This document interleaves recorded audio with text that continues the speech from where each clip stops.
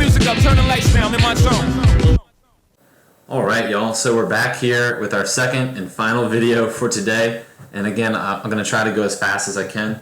I forgot to mention in the first video, our song of the day comes from the Gray album, which is actually DJ Danger Mouse remixing both Jay-Z's The Black album and the Beatles' The White album to make the Gray album.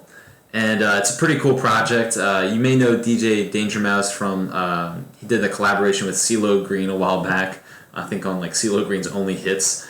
But again, you should check it out. It's hard to find necessarily like the official recording because again, it's just a remix.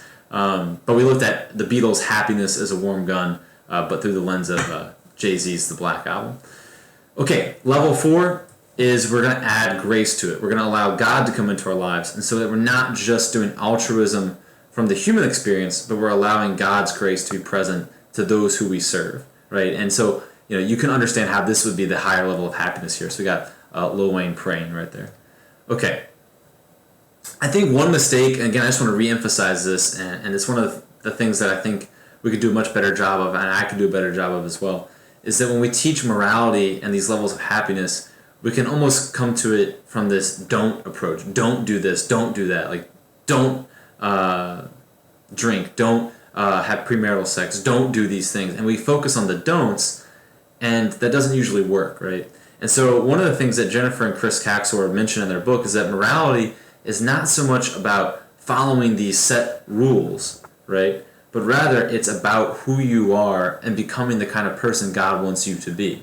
And it's a list of do's, right? The list of don'ts is actually quite short because the list of what you should be doing is almost infinite, right? And if you're so focused on the don'ts, like kind of like keeping your head down, making sure you don't do the things, your eyes aren't up to do the things that God's calling you to do. And so what they're trying to say is that when you get to level 3 and level 4, you're so outwardly focused on the other person, what your care and love for them, that the don'ts are kind of like in the background. They're the foundation, the things, the easy things that, like, okay, not to steal, not to murder, not to lie. Now what should you go do? Okay, well, go serve your neighbor, go serve the people around you. And so that should help us in understanding sort of, again, if you were to ask, like, what does a good husband do? Or how do you prepare to be ready to get married? Like, how do you know you're ready to get married? Well, you want to be focused outward, right? And that identity of being a good moral person is going to come not from blindly following set rules, but by searching, searching your heart to see where can you then serve other people, right? And so we'll get more into that in the next slide. Okay. So we're going to kind of look at some of the advantages and disadvantages to the different ones. Again, the idea is that my assumption is that you want to enter into a good and healthy, happy marriage. But maybe that's not where you want to go. And so we're going to look at some of the advantages and disadvantages if you were to pursue like a level 1 marriage or a level 2 marriage, right? What are some of those advantages and disadvantages? So the first one, the advantages of hedonism. There's some good advantages, right? It's really easy. If you were to focus only on level 1 happiness, I guarantee you will find happiness pretty quickly. It's easy to get. I'm trying to think. About this time last year, I was on the quest to find what I thought might be the best hamburger in New Orleans, right? So is it Company Burger? Is it actually the best one that I had so far is restaurant Troop South. They have this lamb burger, and it's just phenomenal, right? And man, you take one bite of that burger at Troop South, and you just know, like, there's goodness in this world, and it is contained in this hamburger, right?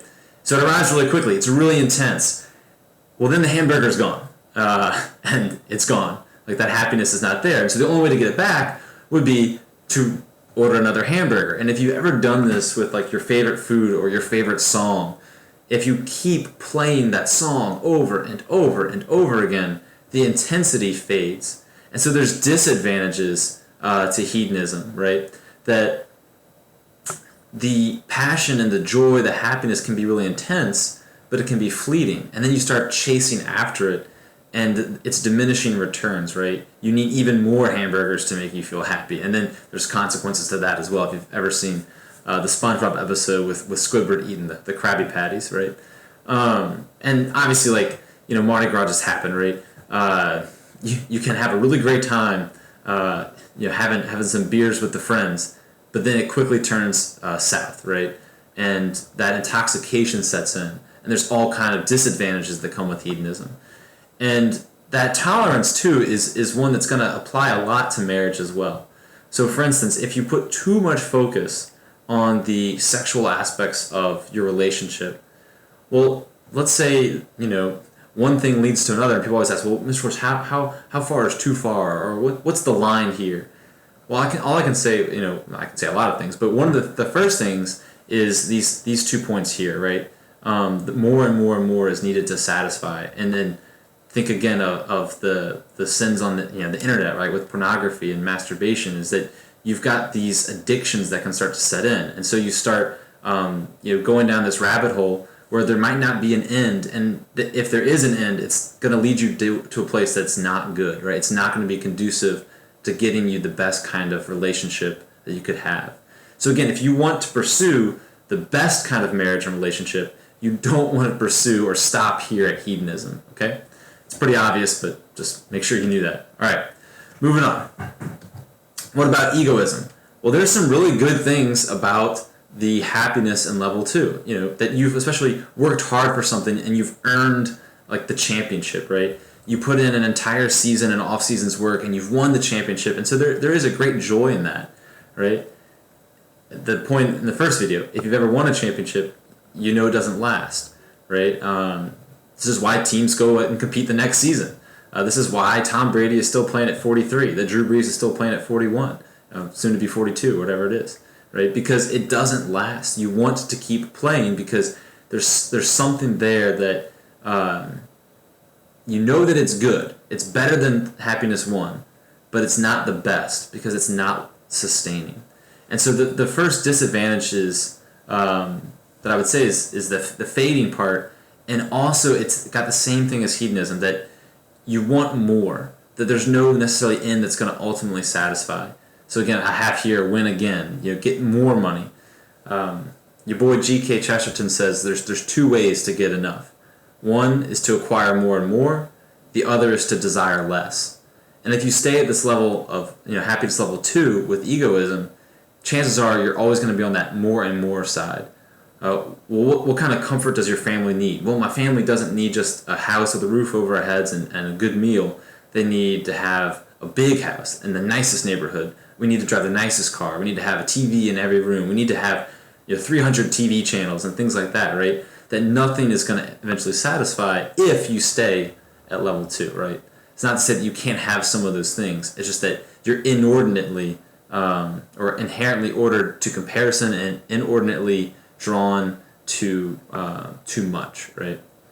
Okay, let's move on. Oh yeah, I was gonna show you this song from the rap group from England, The Streets.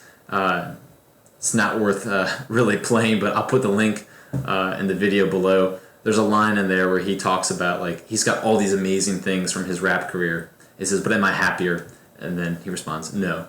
But it's not really that important. Okay, what about the altruist? I think I have a picture here. Nope. Okay, so we'll go back. All right. What does it really mean to be in this happiness level 3? You want, and this is why we said belief is an action, faith is an action, it's an act of the will. The same thing is true for this happiness. It really is contained in that act of the will, right? So you want to will the good for the other person, you have an appreciation for the other person, and a desire for unity with the person. This last one, the unity part, it's going to take on different shapes and roles for the different relationships that you have, right? There's different types of unity that you would have with your family, right? With your spouse, with your pets, with the things, your activities that you like to do, right? There's something different for each of those, right? NB just means note bene, note well, right? Level 3 happiness doesn't stop you from enjoying 1 and 2. And I think, again, this is one of those areas that we really get confused from theology teacher's perspective. We can put so much emphasis on saying, don't pursue 1, don't pursue 2. You got to pursue level 3, as if levels 1 and 2 are necessarily evil. They're not. The only bad part is if you stop there and say that's the ultimate happiness, right? If you were to say the ultimate happiness is the happiness I get when I eat a good, juicy hamburger. Okay, well, there's more to life. We all know there's more to life, right? Or if you were to say that the ultimate happiness is people knowing how great I am, like my fame and my popularity. Well, there's more to life than that, right? Like, there's more to life than winning championships. There just is, right? It's only bad when you stop at 1 and 2. So there's nothing wrong with success. There's nothing wrong with these physical pleasures, but they're not the ultimate goal in life, right? And that's one of the things about level 3 that you notice is that it draws you out of yourself so that you're not just concerned with your worldly success, your bodily pleasure. You're concerned with the other person. And that's going to be incredibly important when we talk about marriage and family life. That if the father is only concerned about himself, well, that's going to be to the detriment of his spouse and his kids, right? He's got to be concerned primarily with them, and in doing so, his role as a good father is revealed to him, right? So it's incredibly important that you remember part of what makes altruism so good is that it's other focused. It's not internally focused, okay?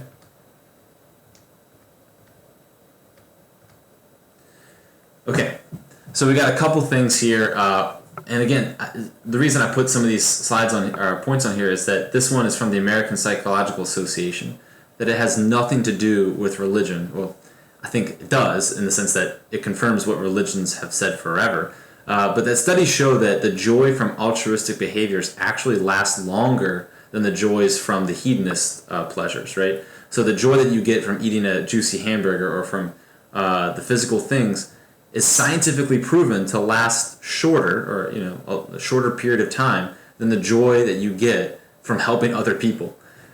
So there's actually scientific evidence to back this up. It's not just us coming up with a theory to say don't do these things. It's actually us saying religion and science, faith and reason go hand in hand here, that they both are leading you to the same goal of being the most human person that you can be, right? And so this positive orientation towards the other actually enhances all human relationships.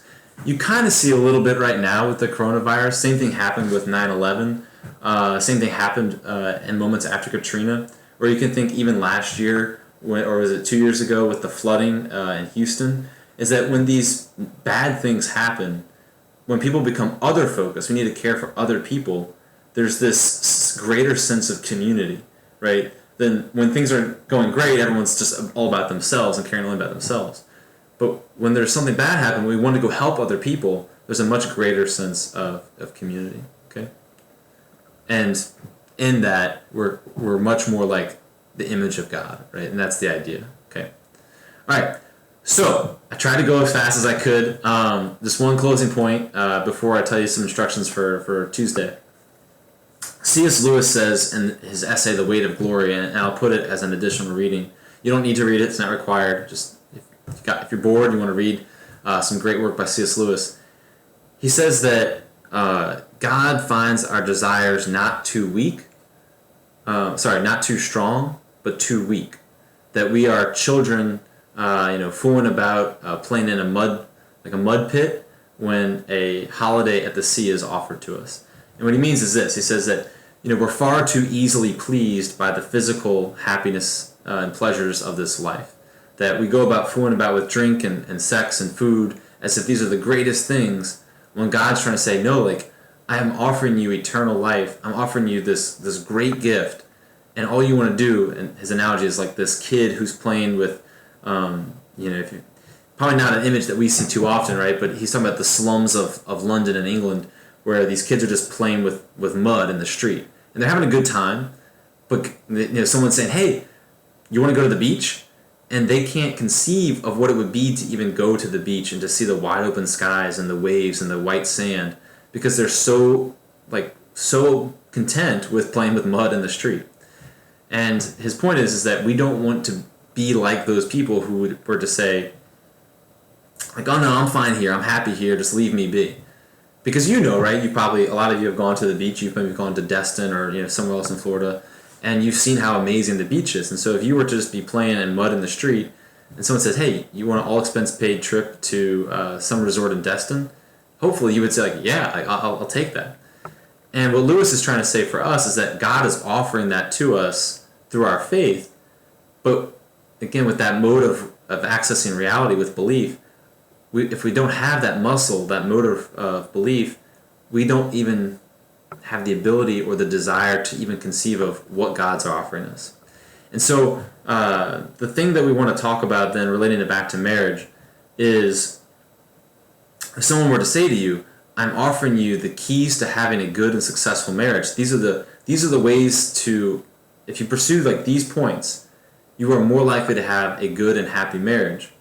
Why wouldn't you take it? And what Jennifer and Chris Caxor are saying is that it's often because we're so content to stay in that little bubble where we're happy and no one's asking anything of us. We don't have to go outside of ourselves, like the kid playing with mud in the streets, right? We know what we want, we know what we're about, and so we're content there, we want to stay there. And through studying these myths, we are hoping to get that gaze out of the inside, inward-looking self and out towards the other, whether that's going to be our spouse, whether it's God, right? Just our communities, our families, is that in looking outside of ourselves, we're going to find the true happiness and true joy that's going to be the better basis for marriage and family life than if we were just to stay content in our own little bubble, right? So that's the idea. Today we got the end questions. You might want to read chapter 1 before you watch the next videos. I'll mention that on Tuesday. And so I'll post chapter 1, this first myth that love is simple, to Canvas. And then one other thing that's a little different is that instead of having a discussion board for every unit or every point in this rotation, we're just going to have one discussion board for the rotation. So you'll see the one discussion board rather than one for each day. Okay? All right, all good work today, and I will see you in the next one.